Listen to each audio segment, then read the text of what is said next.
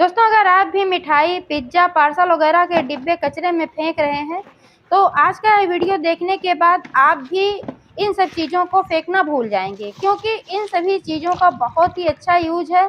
आज मैं 3 तरीके का यूज बताने वाली हूँ। मैं इन डिब्बों को कभी भी फेंकती नहीं हूँ। तो दोस्तों, वीडियो पर अंत तक बने रहें, बिना स्किप किए पूरा देखें और जानकारी अगर पसंद आए तो लाइक करें, शेयर करें। चैनल को अभी तक सब्सक्राइब नहीं किया है तो प्लीज़ चैनल को भी सब्सक्राइब करके बेल आइकन को प्रेस कर लें, ताकि सारे अपडेट्स आपको मिलते रहें। नमस्कार दोस्तों, स्वागत है मेरे YouTube channel love with nature में।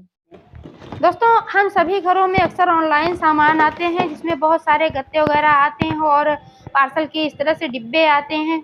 और सभी घरों में अक्सर मिठाइयाँ वगैरह भी आती रहती हैं, उनके डिब्बे होते हैं।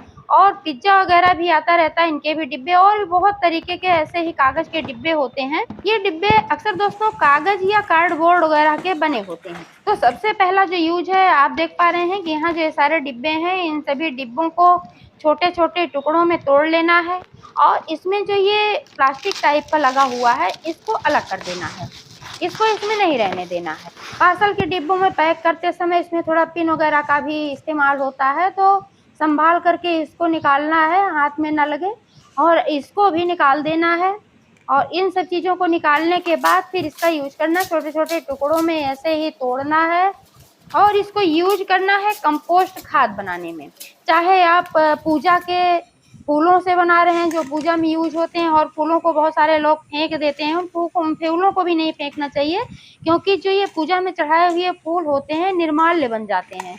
इनको ऐसी जगह पर नहीं फेंकना चाहिए जहाँ लोगों के पैर पड़ें, क्योंकि इससे भगवान का अपमान होता है। और किचन में बहुत सारे कचरे निकलते हैं, सब्जियों के छिलके वगैरह होते हैं, तो इन सभी चीज़ों से हम बहुत ही बढ़िया कंपोस्ट बनाते हैं।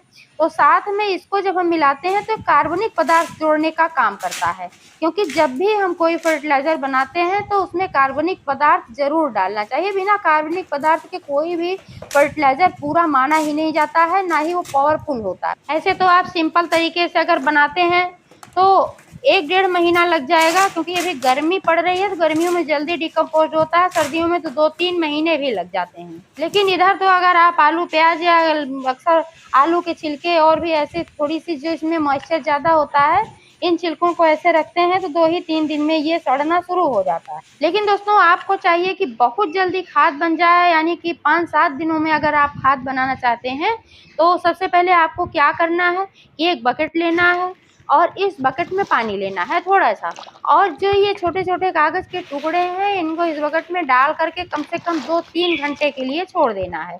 ऐसे में क्या होगा कि ये जो कागज़ के टुकड़े हैं बहुत ही जल्दी गल जाएंगे, और जो आलू वगैरह के छिलके होते हैं और सब्जियों के छिलके, सड़ी गली पालक वगैरह के जो भी होते हैं, ये बहुत जल्दी डिकम्पोज्ड होते हैं। फूलों के जो होते हैं फूल, ये भी बहुत जल्दी डिकम्पोज्ड होते हैं जब इसमें मॉइस्चर होता है। तो आप चाहें तो इन सभी चीज़ों को एक साथ मिला करके किसी कंटेनर में रख सकते हैं, लेकिन जिस भी कंटेनर में आप रखें उसमें 4-5 छेद होना ज़रूरी है। या तो फिर आप इसको किसी बोरी में बना लें और बोरी में बाद में छेद कर लें। आप यहाँ पर देख पा रहे हैं, मैं बकेट में भी रखी हूँ और यहाँ पर बोरी में भी मैं बना रही हूँ कंपोस्ट खाद, और ये 90% बन करके रेडी हो गया है। बस थोड़ा सा बचा हुआ है। बहुत ही बढ़िया कंपोस्ट खाद बनकर तैयार होता है। इस तरह से कचरे का भी अच्छा यूज हो जाता है और हमें मार्केट से पैसा लगाकर खाद खरीदने की भी ज़रूरत नहीं पड़ती है। अभी मैंने बताया, आप चाहें तो एक साथ मिला कर रख सकते हैं, और जब ये मिलाएं तो इसमें थोड़ी सी राख मिलाना ना भूलें, और थोड़ा सा चाहे गोबर की खाद चाहे कंपोस्ट खाद, 1-2 मुट्ठी ये भी मिलाना ना भूलें। अगर आप इसमें गुड़ भी मिला देते हैं तो और पावरफुल हो जाता है, इसमें फास्फोरस की मात्रा अच्छी हो जाती है और ये बहुत जल्दी डिकम्पोज होता है। लेकिन दोस्तों, जो ये तरीका मैं बता रही हूँ भिगो कर बनाने वाला, तो सब्जियों के छिलके तो जल्दी डिकम्पोज होते ही हैं, और ये भी जब गीला हो जाएगा, ज़्यादा गल जाएगा, तो ये भी जल्दी डिकम्पोज होगा। यानी कि 5-7 दिनों में आपका खाद बनकर रेडी हो जाएगा। इसमें फिर और पानी डालने की ज़रूरत नहीं है। जो पानी इस बकेट में बचा हुआ होगा उसको भी डालने की ज़रूरत नहीं है। और दूसरा जो यूज है दोस्तों, जब हम गार्डनिंग करते हैं, हमें तरह तरह की चीज़ें इस्तेमाल करनी पड़ती हैं, जैसे केले के छिलके, आलू के छिलके, प्याज के छिलके हैं, और ये छानी हुई चाय की पत्ती, इन सभी चीज़ों को हमको सुखाना पड़ता है। तो इसके लिए हमें कोई ना कोई पात्र की ज़रूरत होती है। तो कोई और पात्र हम क्यों ढूंढें। इसके लिए मिठाई के डिब्बे जो होते हैं, इसके ढक्कन का भी यूज कर सकते हैं, डिब्बों का भी आप यूज कर सकते हैं। इसमें आप आसानी से सब कुछ सुखा करके रख सकते हैं और अपने पौधों में इस्तेमाल करें। तीसरा जो जबरदस्त यूज है दोस्तों, गमला भरने वाला। अगर आपके पास कम मिट्टी है या फिर आपके पास मिट्टी ज़्यादा है, तब भी आप सिर्फ 50% मिट्टी से ही गमला भर सकते हैं। इसके लिए आपको करना क्या होगा कि सबसे नीचे जो कागज़ के ये गत्ते के टुकड़े वगैरह हैं, इनको डाल देना है 50%।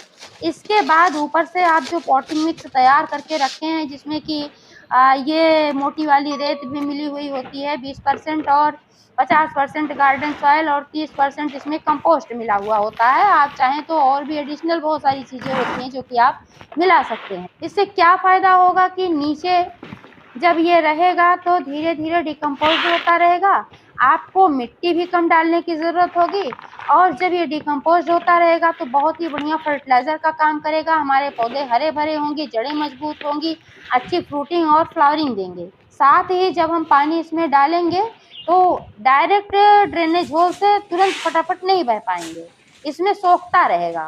तो दोस्तों, वीडियो कैसी लगी कमेंट करके अवश्य बताइएगा। लाइक शेयर सब्सक्राइब करना ना भूलिएगा। फिर मिलेंगे अगले वीडियो में, तब तक के लिए नमस्ते।